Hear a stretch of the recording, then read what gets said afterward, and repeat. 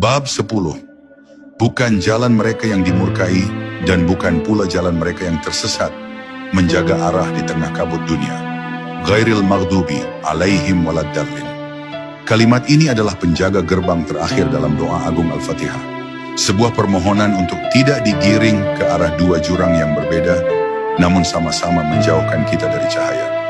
Dalam pandangan sufistik, ini bukan sekadar pernyataan penolakan terhadap golongan tertentu, tapi sebuah permohonan terdalam agar jiwa tidak menyimpang, baik karena kesombongan pengetahuan maupun karena kebodohan yang membutakan. Kalimat ini adalah pertahanan ruhani. Ia membentengi kita dari arah yang tampaknya lurus, namun membawa pada kebinasaan. Orang-orang yang dimurkai menurut para arif billah bukan hanya mereka yang berbuat salah, tetapi mereka yang tahu kebenaran dan tetap menolaknya.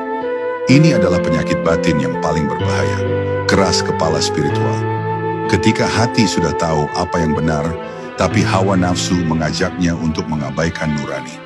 Dalam kondisi ini, manusia tidak lagi berjalan dengan cahaya, tapi menutup matanya sendiri.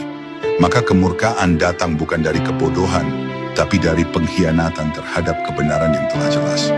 Sufi menyebut ini sebagai ghurur, tertipu oleh diri sendiri.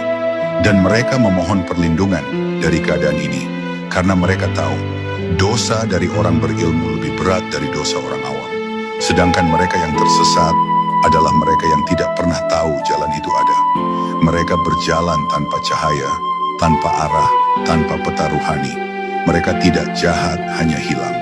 Namun, tersesat tetaplah tersesat, dan jiwa mereka menjauh dari kesejatian karena tidak punya penunjuk arah. Sufi memandang ini bukan dengan rasa angkuh, tetapi dengan kasih sayang. Mereka berdoa agar diberi kesempatan untuk menjadi lentera bagi yang tersesat, bukan hakim yang mencela. Karena dalam setiap orang yang tersesat, ada potensi untuk kembali. Dan setiap lentera sejati pernah pula berada dalam gelap.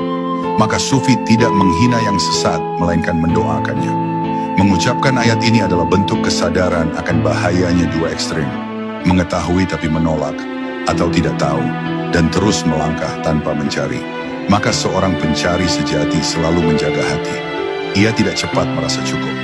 Ia tidak cepat merasa benar. Ia menunduk bahkan saat kebenaran bersamanya. Karena ia tahu arah bisa berubah dan hati bisa tergelincir dalam satu desahan nafsu. Ia menjadikan kalimat ini sebagai pelindung ruhani. Sebuah zikir agar Tuhan senantiasa membimbing langkahnya. Menjauhkan dari kesesatan yang diam-diam atau terang-terangan. Bab ini adalah penutup yang menyatukan seluruh makna sebelumnya. Setelah memohon petunjuk, kini kita memohon penjagaan. Setelah mengenal jalan, kini kita mohon kekuatan untuk tetap di atasnya. Dan hanya Tuhan yang bisa menjawab permintaan ini.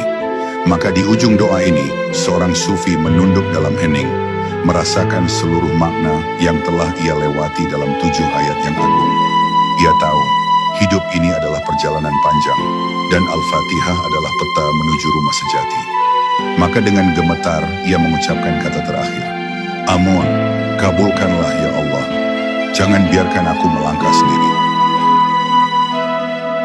Dan kini, setelah kita menapaki ayat demi ayat, melalui lorong-lorong cahaya dan kedalaman makna, saatnya kita kembali bukan sebagai jiwa yang sama, tetapi sebagai jiwa yang telah disentuh oleh keabadian. Al-Fatihah bukan lagi hanya surah yang kau baca di salat. Ia kini menjadi napas, menjadi arah, menjadi jembatan yang halus antara langit dan hatimu. Semoga setiap makna yang telah kita selami hari ini menjadi cahaya yang tak padam, bahkan saat hidup terasa gelap. Dan semoga langkah-langkah kecil kita dalam memahami ayatnya menjadi sebab kita didekatkan kepadanya. Jika hatimu bergetar hari ini, itu tandanya Allah sedang menyentuhmu. Maka jangan abaikan panggilan itu. Teruslah berjalan, teruslah mencari, karena yang mencari dengan cinta akan selalu ditemukan olehnya. Wassalamualaikum warahmatullahi wabarakatuh.